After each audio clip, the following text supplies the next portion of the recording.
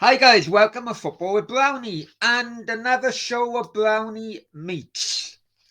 This time, I'm gonna have to say Adam. I'm Brownie. He's Adam for today because my first name's also Adam.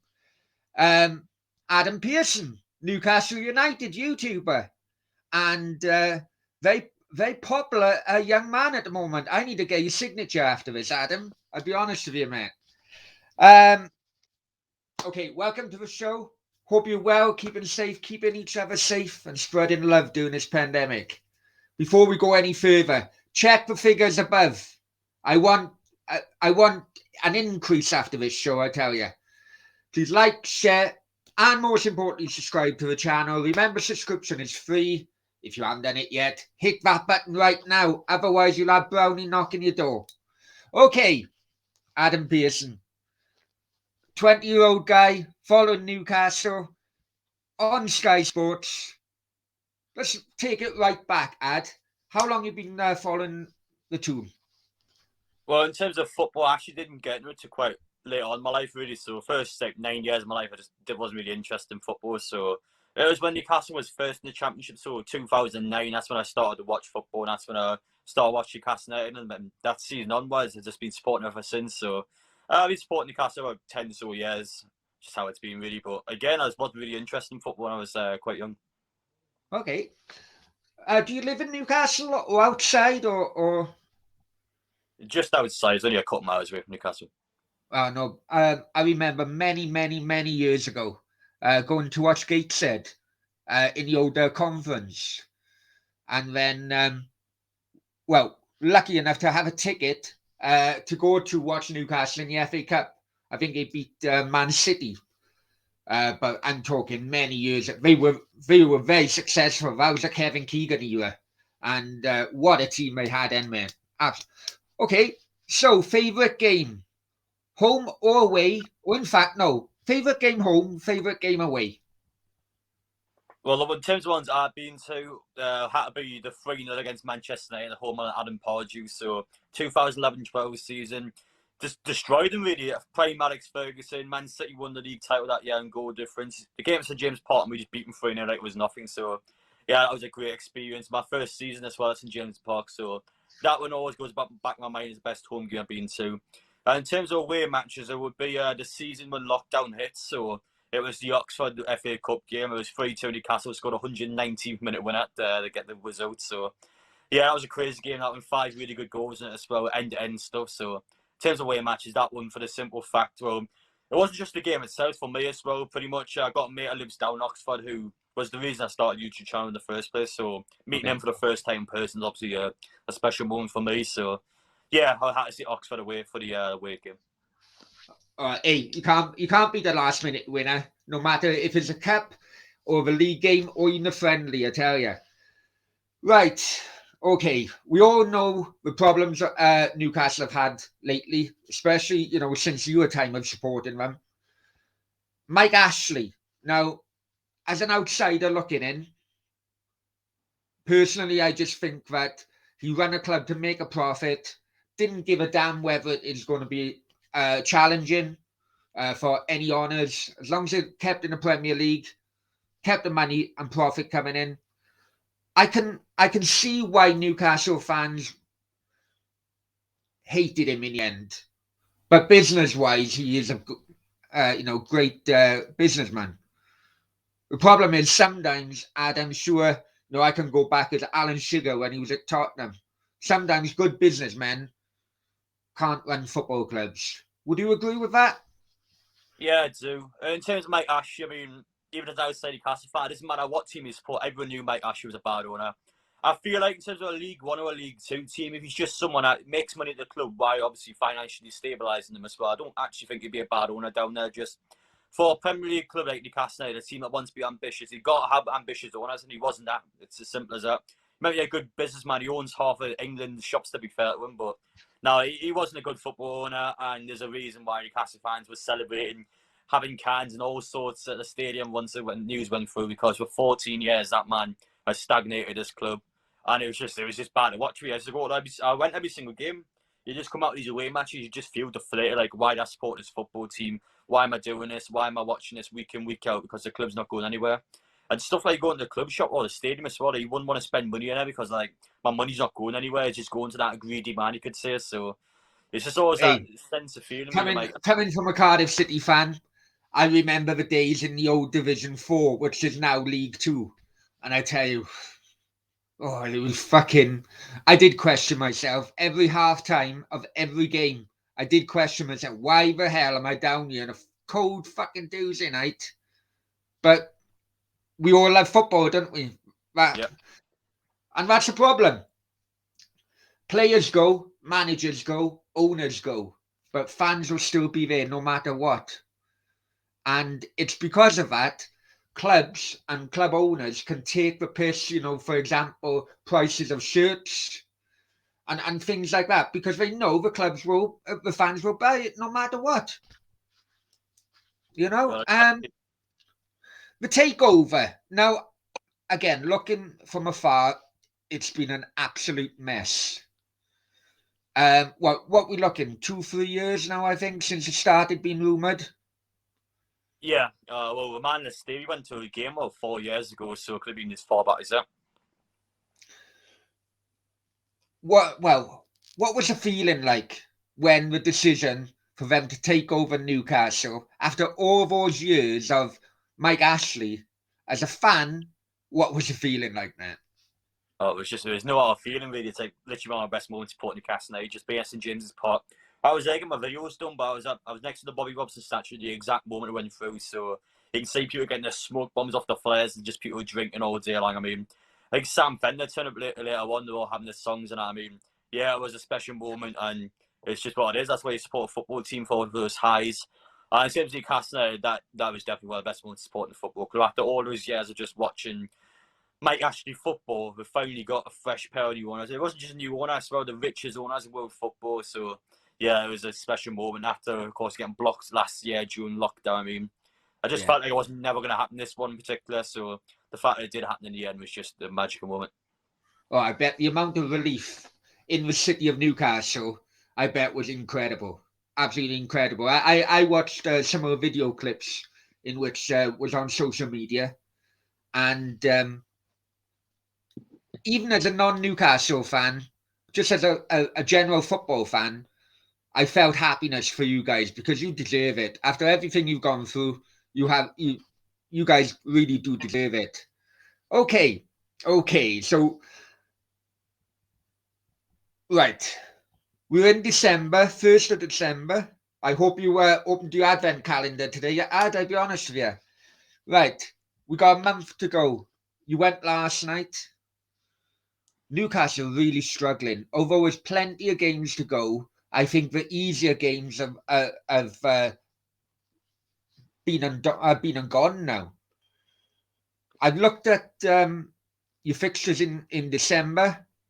You have Burnley, a chance to get 3 points against the relegation rival. But the fixtures after that, fucking hell, I'll be honest with you, mate. You'd be lucky to get 1 point until January. Yeah, I mean, the fixtures are hard. There's a couple of them in there I think will actually be winnable games.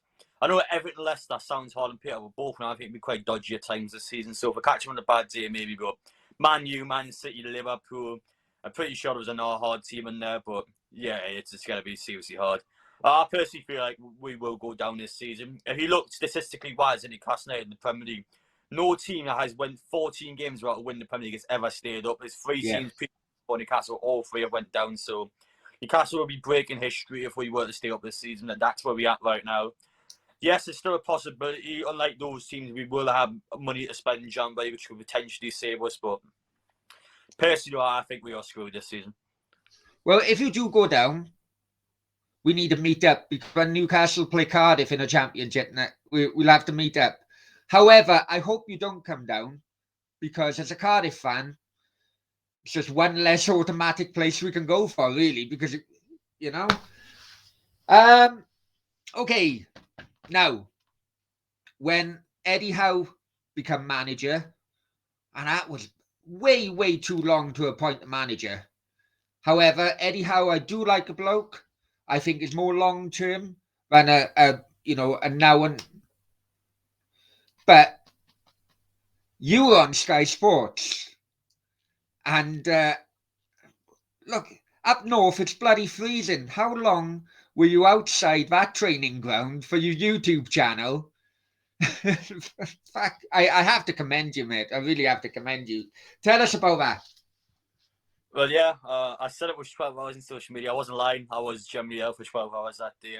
I think I took one break for to go get McDonald's, which was like about like a 5-minute metro station away. So I had a break throughout, but that was it really. I was just stood outside training for the rest of the day. I wasn't that cold, to be fair. Yes, I mean, it wasn't warm, but it wasn't as cold as it is now, for example. So it wasn't too bad standing outside it. And again, at that point, I was doing it full time. So, I mean, I've got nothing else to do in the day. So thought I'd go down there, get some videos done for Eddie Howe's arrival. It was a great day. A lot of people obviously were there for it. And staying late, and eventually came out in that car, drove up to the top, and they came back down the street. I mean, it was incredible. But yeah, in terms of obviously TV wise, I mean, I was on Sky Sports the next day. I was on ITV as well. I was on two of them the next day. So yeah, it was great for me. And I was just all over social media, really. Eddie Howe's arrival. I mean, yeah, everyone's buzzing about that Newcastle. Yeah, I bet that was a brilliant feeling.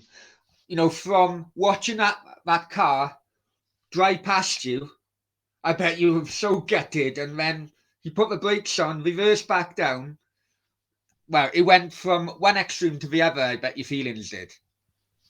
Oh, 100%. Yeah, I was honestly terrified when he went past the first. Like, oh no, I just done this. But now I pretty much missed, but the cycle was quite dark, so he drove back down straight away. I mean, that was a good moment now. So, well, reason you done that was a video for your YouTube channel. So let's talk about YouTube, Ad.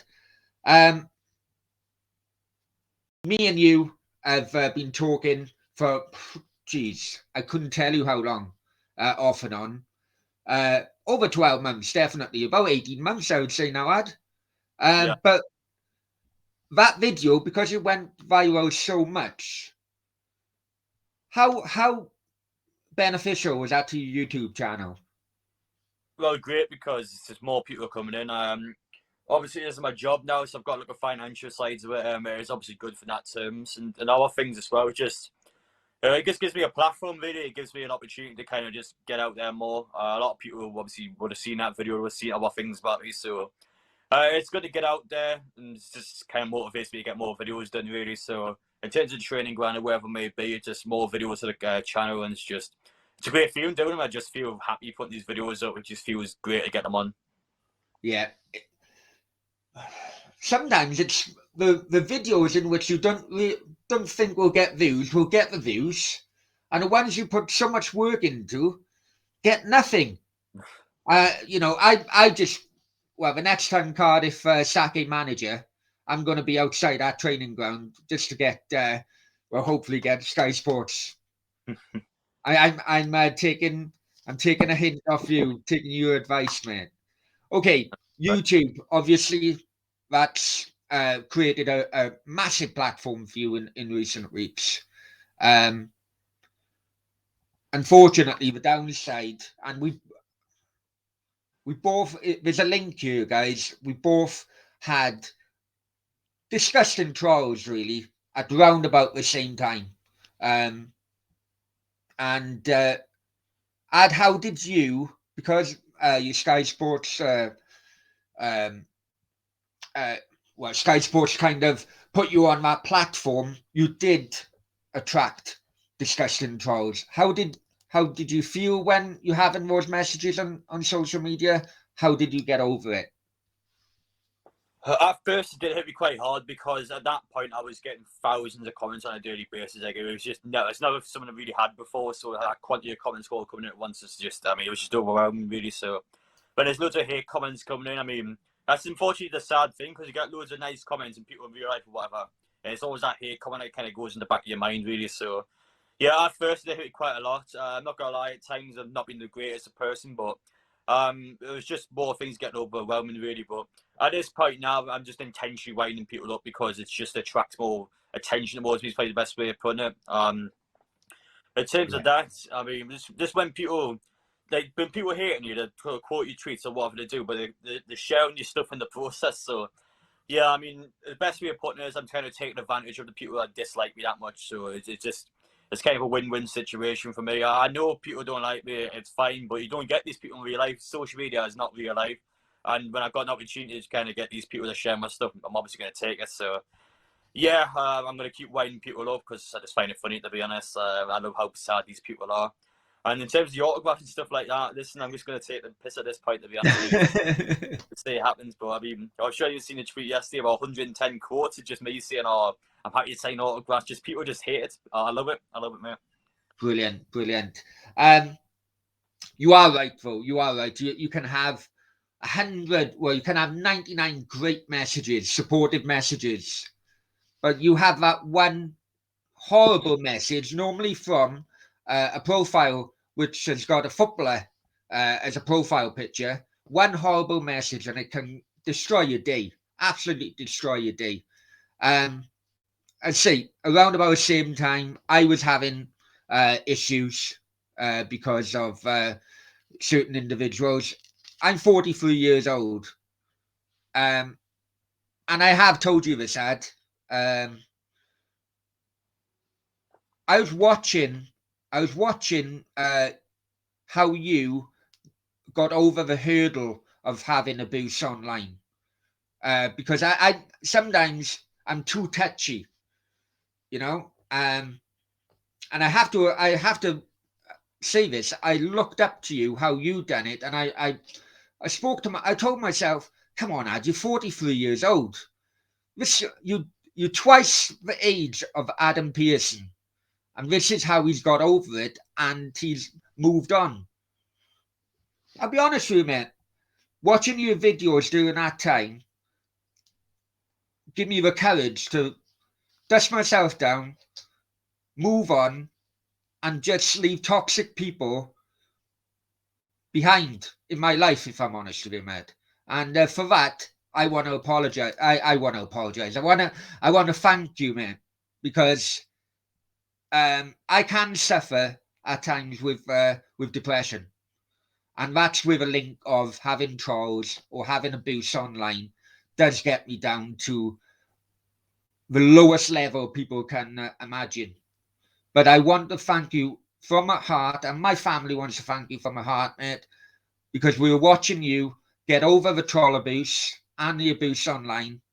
And I don't think you realize just how many people like myself or other smaller YouTubers you help just by showing that you can beat the trolls. Basically, that I kind of like mentioned it earlier to you, but I'm opening up now, and I'll be honest with you, mate. You really helped me, and I just want to thank you.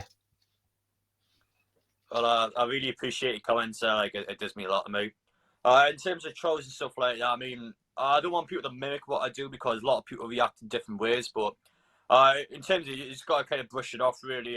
What I do is I kind of use it to my own advantage. So if people slag me off on a regular basis, I just essentially try and get them to trigger it again, because they constantly share my stuff, they constantly share my name around, and it goes in the back of people's heads. So whenever people are going to a match or people are doing something, they're always thinking about me. They're always just obsessed, as you could say. So yeah, that's great for me, because even if I'm not doing anything on a particular day, people are still talking about me, which is just good business-wise for me. So Yeah, I'm not gonna lie. Yes, it is hard. You will get a lot of comments. Some days will make you just feel like shit, but it's just unfortunately how social media works. It doesn't matter who you are, you're gonna get these negative comments. And the best way I sort of put it is, it doesn't matter if people like you, it doesn't matter if people hate you. As long as your content is good, people always watch it. It's just how it is.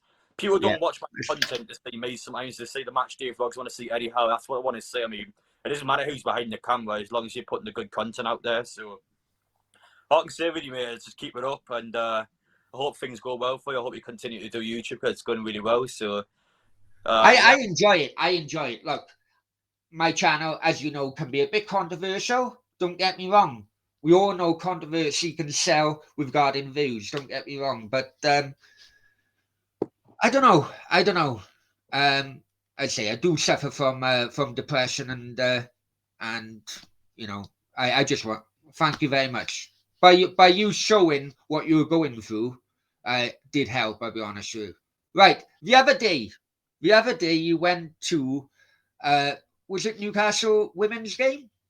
No, it's the under 23 match against Under Aston. 23, sorry, man. And well, you collapsed. You collapsed. Tell us about that. Well, pretty much I was just at the game itself, and it was snowing heavily. Like the weather was really bad, and it literally just collapsed. Is the best better way of putting it. My vision started to go quite a bit, and when I stood up, I just next thing I knew I was on the ground. So it was like metal steps as well, which I went head first into. So at the time, it was seriously concerning because my first thought is that I had a concussion. I thought I just banged my head off it, and I thought I was concussed at first. So yeah, I had all sorts of different thoughts going through my head, and it was life-threatening at first because, again, you never know when you land head first into a metal step. There's no way it could hit you in the face, as well as the weather itself. That was also quite bad. Luckily for me, though, at the under 23 matches, you were required to have medics on standby for an ambulance, so if anything happens to the player, so there was people like there already. That was the most important part, getting me inside and obviously getting me sort of rested up the bed so I can get my blood flow going again. So the initial stage was really bad, but once I got past that, I was literally out of the hospital the next 2 hours or so. So it was all Well, you right. got me worried. You definitely got me worried, and I told you about it, in a message. But it just shows the lengths in which some YouTubers are willing to go just to get the content out there. Because I seen the video you done before that, and it looked absolutely freezing. You're in an under 23 game in the middle of nowhere, wherever it was, and it just shows how much passion and energy you have to get your channel out there. And once again, all credit to you, my friend. As long as you're okay. Now I know what people are going to ask me. Any link between the bloody and you collapsing? Because I know that it's a debate at the moment. No, I mean, I've had my jabs and all that sort of thing. It was nothing health related with me. It was because I only ate once throughout the day at 12 o'clock. So that was one of the reasons. And my body pretty much panicked to the sudden temperature change. So that was the reason why. There was nothing medically wrong with me. There was nothing mentally wrong with me. It was just that I just haven't ate enough really. And the temperature changed. When I got out of the car, it just changed all of a sudden. So Okay. yeah, that was the main reasons why. But there was nothing wrong with me. I had to ask that question because if I didn't, people would bloody be asking me, why didn't you ask? Anyway, hey, size of me, I wouldn't be having that problem and not eating or doing one day. But as long as you're on the mend, that's the main thing, mate. Right. Last night, you went last night to the Norwich game. Of all the training, all the preparation Eddie Howe done, 9 minutes. What on earth was Clark thinking of? Oh, that was shocking, Liam. In all my years of watching football, that is one of the worst bits of defending I've ever seen because, one, he makes a mistake which puts Pookie clean through, bad touch, puts his striker clean through.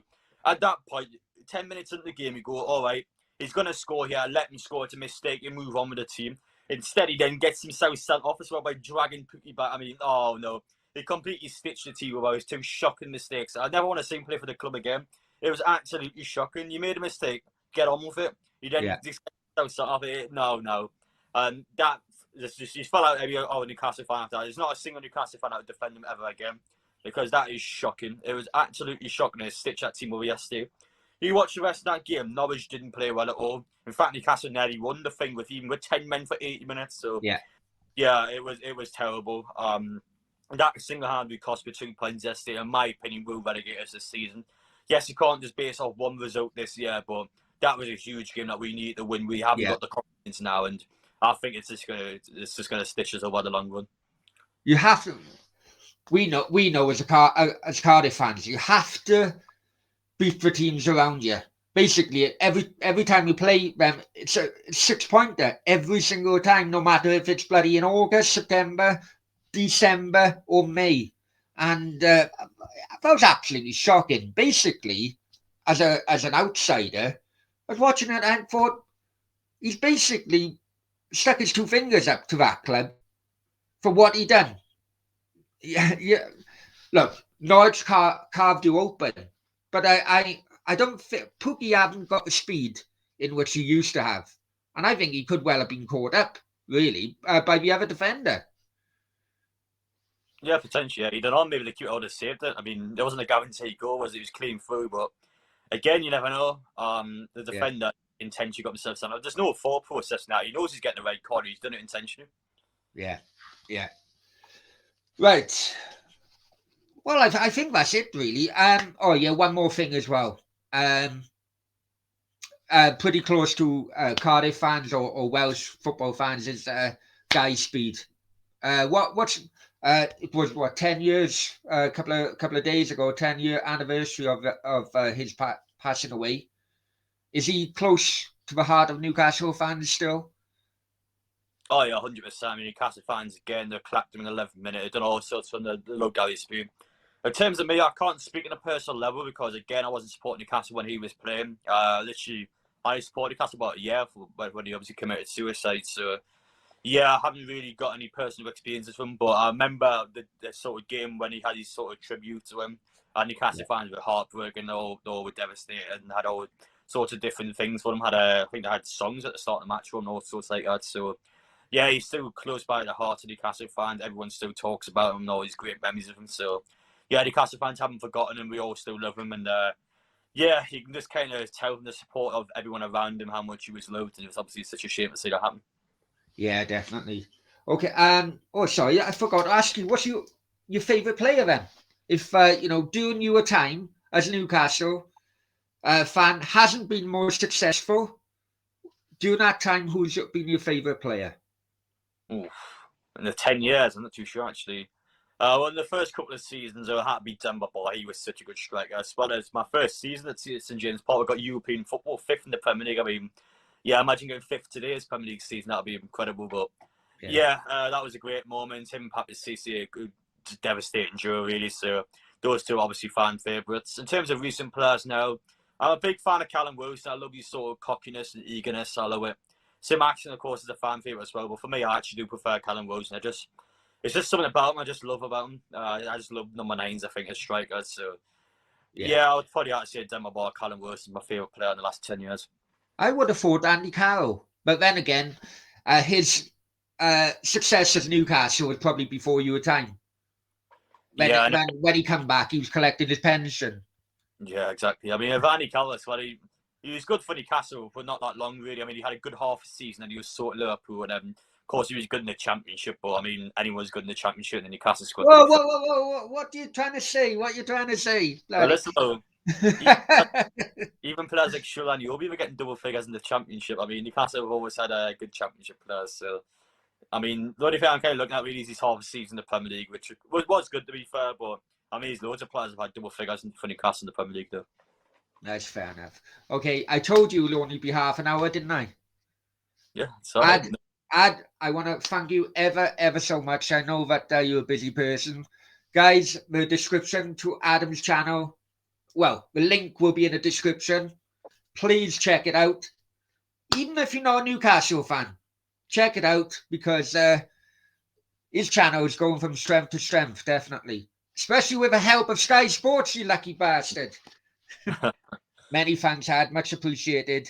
And all the best for the future. I appreciate having me on, mate. Thank you so much. And again, more than happy to help out in the future. And obviously, I'll be keeping in touch with you. Good man. Take care. And take care, mate. Bye-bye, man.